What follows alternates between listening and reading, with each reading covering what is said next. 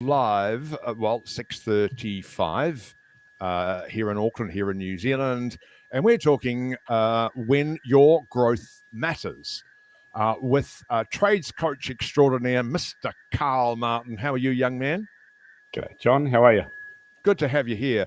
We'll get to you in just a moment, but if you have any questions to do with anything that's over the next 20 minutes, or you want to know a bit about Karl, there is a comment section and all of the social media channels we're going live into tonight. And we do ask you to put down who you are, where you're coming from. If you are watching the live, then just put any questions in that comment section. If you're watching it in replay, just put replay and any of our questions. And Karl will go back to all of those social media channels afterwards and answer any of your questions. But tonight is when your growth matters, and we are going to be focusing on businesses, but it's going to have a trades emphasis. But before we do that, this is Karl Martin's first live, and everybody gets a little bit nervous in a live stream. So, Karl, maybe tell us a little bit about you. Who is Karl Martin? Hey, yeah, great question. Who is Karl? Look, I'm just a passionate Kiwi dude that loves family, loves what I do. I feel very blessed to be working in this space. I get to meet a lot of awesome people, and we're doing some great things around New Zealand. So I love it. I'm very big on the outdoors. Love my fishing and hunting, and for the remainder of this weekend, actually, in the weekend, I'm down in Taupo. So we're here with some clients this week, and we'll be doing some fishing while we're down here. So yeah, that's a little bit about me. What sort of fishing? Can you go into a bit more detail? Because I know that you're very passionate about your fishing. Yes, we love a bit of fly fishing. Any excuse to get in the rivers or the hills, I'm there. So yeah, love a bit of fly fishing, love a bit of hunting. So this weekend rather, that'll be some fly fishing, and we'll be hitting the rivers south of Taupo. So cool. Do you have a particular river in mind that you were thinking of? We'll be exploring a few this weekend. Actually, we'll hit the old Hennemire and maybe the Tongariro, maybe the TT. We'll see.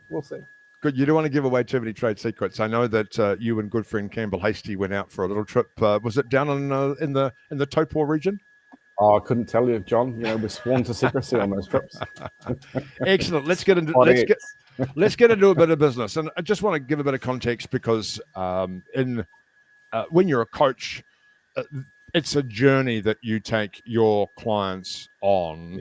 Yeah. Can you give us an example of what one of your clients came to you with a problem and what kind of result that you delivered for them?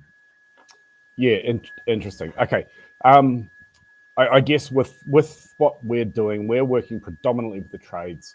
We're creating an environment where it's business is accessible for the trades. So we're often presented with people in the trades who will say to us, "Hey, I'm just a tradie. I've got all of these skills, knowledge, and experience that's based around the trades, across all of the trades, but I don't know about business. How do I do this? How do I price my jobs? How do I get contracts together? Who do I talk to about this, that, or everything else?" So the whole thing for us is about how do we help them? How do we bring business to their trade, and how do we get them from being tradespeople to business people? Is it easy? It's awesome. Well, I guess it's easy.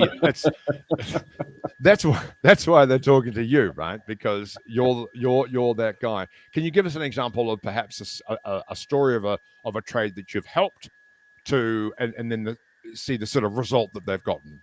Yeah, look, we've got people all over the country. So we've got a chap in Christchurch. His biggest challenge was around his pricing. He was really selling himself short.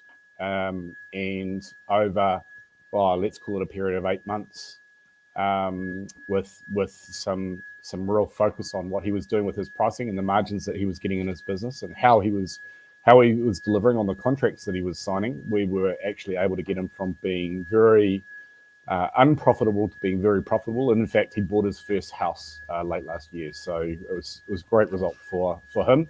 Had a session with him this morning, and he is looking to buy or working toward buying his second. So it's great stuff to see that coming through. especially with the young guys. To see them so focused and so passionate about what they do, and then bringing it from a business perspective, it's awesome. Love it. Great result. So we've got a few topics tonight. We've said in the written copy, we're going to talk about cash flow, building material shortages, staff, pricing. You've mentioned that just a moment ago. Workload diversification. Keen to know about that one, because as a producer, I'm just working too much. and then something that I'm working on as well is growing my team. So where should we start? Should we start with probably the thing that is pissing a lot of, did I just say pissing? I'm sorry about that. That is pissing a lot of people off, which is the building material shortage. How is that affecting the trades that you're working with, and what can they do? Yeah, look, it's affecting people a lot. Not only is it affecting people from not being able to do the jobs, but it's delaying a lot of the sub-trades as well. So builders, some of them are not getting their materials, particularly jib at the moment. We know that's a big problem, yes. Some people are managing to get that through, but there's still some challenges there. Plywood has been an issue for a while. And that's causing quite major delays for a lot of projects. So what can people do? Well, they can be planning a long way ahead. A lot further than they ordinarily would. Their timeframes have to be pushed out that much more, so that they're getting ahead of themselves. If you're not really good at planning, then you're going to shoot yourself in the foot in this particular instance.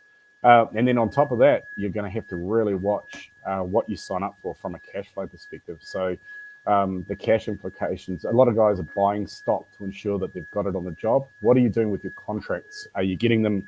Are you getting the client on board so that they're aware that they're going to have to be paying for those materials up front, so that it's on site ready for them? Or what are you doing? There's a lot of different things that you can do, but it's a conversation that we have individually with people. But materials are a big thing, and it's causing major delays and a lot of stress for a lot of people. And then you said cash flow, which is and that's not just Karl. That's not just limited to trades. That's to any small to medium business, of course. Yeah, of course. And look, we're in a business cycle at the moment where this is particularly interesting. So people have to be watching their cash flow at the moment. If you're looking at your aged receivables and you're seeing that there are a few more people coming through that are just delaying their payments, you need to be jumping on them quick, smart. At the moment, you need to be on top of those people. Picking up the phone, having a conversation with them, going and seeing them if you need to, and making sure that you're getting your cash first. This environment that we're in at the moment will mean that some businesses don't come out of it profitably at the other end. And so if you're starting to see people are delaying their payments, you need to get on that quick, smart. How much is, and this is outside the question, but we're seeing inflationary pressures happening in marketplace as well. What do you are you seeing that sort of those challenges happening in a trades environment as well? Oh, look, certainly when you only have to look in the Herald or other media outlets to say that there's, let's call it, inflationary pressures on things like jib. People are talking about exorbitant prices being charged for jib on Trade Me, supply and demand issues there. But look, inflation's affecting everyone. But yeah, that's just something that we have to ride through. Our guys do have to be ensuring that they're passing all the costs for the projects that they're working on and not being stung by movements in prices. But there are things people can do to ensure that that's going to be okay for them as they're going into the projects, particularly longer term projects. Okay. Maybe it's pertinent to talk about pricing. You just mentioned an example of a client that you worked with in Christchurch who was selling himself short. How do you tackle pricing? When you work with a client, what do you look at to determine what is the sale price? Is it all about margin? Of course, it's got to be about margin. How are we going to make how are you going to make some money? What are some of the recommendations that you make to again, different classifications of tradies at different parts of their journey? But can you give us an example of a tradie you like to work with, and what their pricing strategy should be? Look, across all of the trade, maybe I'll give you an example of the way that I approach this with our trades. A lot of guys, particularly young guys, they come off the tools with their boss. They go, right, I want to go out by myself. I want to start my own business. It's about time. It's my time. Off I go. And they may have been paid anywhere from, let's say, $28, $35 an hour. And they think, excellent, I'm going to go out. I'm going to work for somebody, as in I'm going to get a job. I'm just going to do the thing, and I'm going to charge them $40 an hour. They don't know how they should be pricing their jobs. They don't know where their material pricing should be at. And they don't understand why they actually need margin in the business. They just think, oh, we'll have a little bit more in there than what I would ordinarily get when I work for the dude. So the approach that we take with all of our guys is to help them understand why they're doing the thing. It's really critical to understand why you're doing the thing. Why is it that you are doing this particular trade? Why is it that you're wanting to be a business owner? Why is it that you're trying to build this business of your own? Because if you can't answer that and you don't understand why you're doing it, you may as well just go and get a job for somebody else. So we take the approach of understanding why they're doing the thing, and then we help them to understand what their cost base is, and we help them understand what they want to achieve out of the business. So do we want to have profit in the business? Do we want to get paid every week? Do we want to put the vehicle through the business? What is it that we want to do? What is our cost base? And therefore, how much money actually do we need to make every year to be able to support that? Now, if we can work that out, then we can work back to a base level of how much profit they need, and therefore how much they need to sell by working it backwards. It's a bit of an exercise, but it's very, very doable. And once people go through it, they start to go, oh my goodness, I wish I'd done this 5 years ago, because they didn't realize necessarily that they needed to have enough margin in their business to cover off all of these expenses that they may or may not have thought about it. Insurance, vehicles, fuel, staff, uniforms, marketing, you name it. People often don't think about it. And if they're just putting a little bit on the rate that they were being paid by their boss and not understanding what the margin should be, then they're going to be stuffed. Poached from the start. It's a bit like, was it, I think a certain gentleman that we both know talked about is it the top down or the reverse P&L, start with, well, what do I want to take out of the business, right? That's your first line. And then say, well, write down all your expenses. And obviously, it's almost like working with... We run a process called a flip P&L where we do start with that. But we start with why at the top of that. So we introduce things other than financial. And then we take the why and we put it into dollars, and off we go. So yes, a flip P&L exercise is really, really important, so that really at the end of the day what profit you want and how much you want to be paid and how much you have to sell to achieve that. And then you talk staff, which is staffing.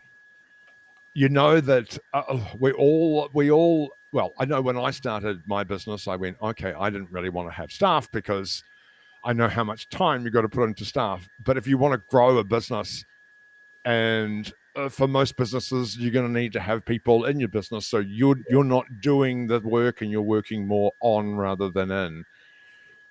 What are some of the challenges you're seeing in trades, particularly around staff?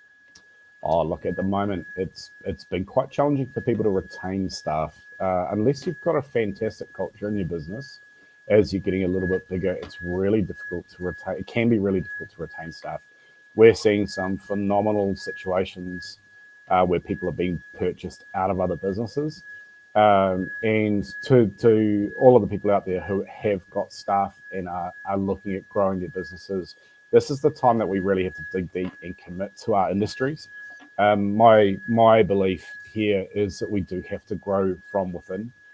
We have to be committed to a training program to ensure that our team is coming through from the grassroots. We do need to be having apprentices coming through, and if we don't have a strategy of having apprentices come through, then it just becomes a purchase fest, and everyone's bidding to get the next guy from the other guy, and it's not a profitable endeavor at the end of the day. So we need to build talent. We need to build the pool of talent out there. And we need to ensure that we've got great people coming through both in our organizations and coming through for the next iteration of our organization. So a big thing that we advocate for all of our guys is to be ensuring that they've got an appropriate volume of apprentices coming through. Now, I know that you're doing work with other organizations and training organizations.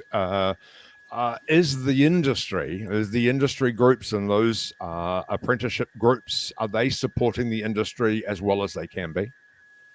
Yeah, for sure. Look, there's lots of changes still that's happening in this space, and that won't land fully for a while, I don't think. But at the end of the day, we've got to work with the system as it is.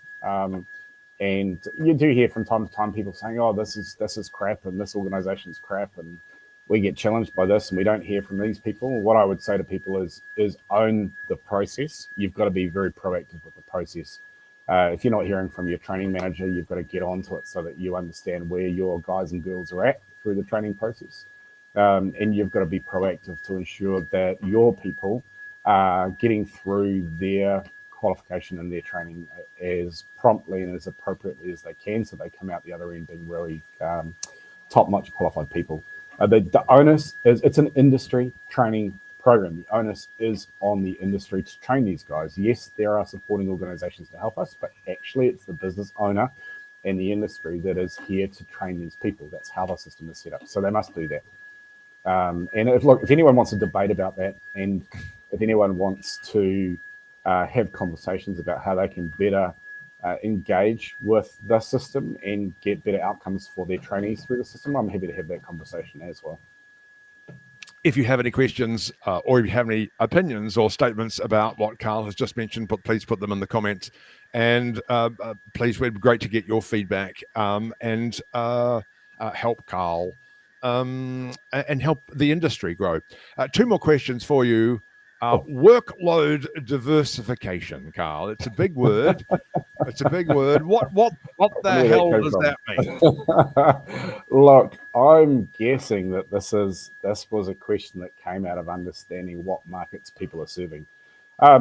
Look, it's really important to understand what markets you want to serve and who you want to be working with. And at times like now, it can be very useful to ensure that you are serving multiple markets. So let's take a Sparky. You could be working for mum and dad doing maintenance jobs. You could be doing renovations for the mum and dads. You could be working for commercial entities. You could be working for industrial entities. There's a whole range of markets that you could be working for. I guess this question came out of saying, well, where should I work? And it comes down to the type of team that you've got. It comes down to the type of work that you want to be doing. There is sense of having multiple markets that you are serving at the moment, so that if one is down, you've got another one that you can serve, and you're not just reliant on that one market. This conversation is a much bigger conversation. So I would encourage people to come and have a chat. We can talk about what they're doing with their particular business and the types of clients they're serving. I like to see a balanced mix of provision, if you like, across the multiple markets. And so that the business is building capability across multiple channels. And on the most part, I do see that. Some businesses very, very strongly serve only one niche, but there's a whole range of arguments as to which way you should go. But happy to have that conversation with people. Putting all your eggs in one basket, we know that ain't good. So diversify your customer base, and and then you can read the data, right? You know, I'm sure there's certain markets you can charge different pricings for it, or different jobs. Sure. But the last question is about growing your team. You said that obviously staff shortages or investing in the industry, investing in processes. But what about people wanting to grow their team? What are some of those challenges they're facing? Yeah, look, if you're a one-man band starting up, it can be daunting to go, hey, I don't have enough work for getting a new person on. One of the things that I do with a lot of these guys is get them to be really clear and strong on the work that they're doing, and and build them up so that they have got a good solid volume of work coming through. And I'll give you a real simple example that can help some of these guys. A lot of the trades are really snowed under at the moment, and if I'm a young builder, say, or a young plumber, and I'm just working my butt off, and you know, I'll have a conversation with them, and they go, "Oh, I'm doing 60 hours chargeable a week." I'm going, "That's great." They're like, "What? Why is that great? I can't afford to get another guy on, but actually, I just don't know what to do." Well, actually, if they were to split their time in half, they've got 30 hours there straight away for somebody else to come on, and they can be doing the other 30 hours themselves. It gives them time up their sleeve, 10, 20, 30 hours, to then go out and get more work to build that other person up to speed. Now, I call that the overlap. If we can get people overlapped consistently, then we will start to build volume within the system that allows them to hire more resource, more staff to be filling that. So if with the first person we're working ourselves at 60 hours, we hire a new person on and we give them 30 or 40 hours, and that leaves us 20 hours. We go out, we try and find more work, we build ourselves back up to 40 or 50 or 60 hours. Suddenly we've got another overlap. We can get another person on. And with two people doing 60 hours, suddenly we've got another 40 hours, which is a self-fulfilling prophecy. And we've got enough work there for a third person coming on, and so on and so forth. As soon as you start getting more people on, there is a more complexity in the organization, though, and there are processes and systems we do have to get in place. And this is why it's really important to have good people around you that can help you get the right processes in your business to ensure that you don't get tripped up by it. A good trades coach like Karl Martin from Growth Matters would be a good person to have in your business if you're watching this, if you're a tradie. Last question for me is, you talk about the way that you work is different to other trades coaches. Can you tell us a bit about how you work with your clients? Yeah, interesting. So look, we are looking directly at what it is that you're trying to achieve in your business. Bigger is not necessarily better. Growth is not necessarily about being bigger. Your organization doesn't have to be massive. It's not about jet planes and private yachts. It is about what are you trying to achieve in your world. And then it's about right-sizing your business for your world. So our approach is to focus on what it is you are trying to achieve for your world and helping you fill the gaps in knowledge and experience in your world to help you to achieve that. It is a partnership model. We do walk shoulder to shoulder with you to help you to achieve that over time. It's not a wham, bam, thank you, ma'am, come in and sort it out within 3 months. Although there is usually massive growth within the first 3 months. It is about partnership over time to ensure that long-term you ride the ups and downs of business and life. And if we only have to look back over the last few years to see that there can be lots of big ups and downs.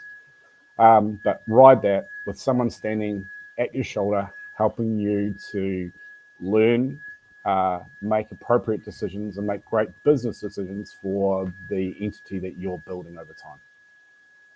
That was a very intellectual answer.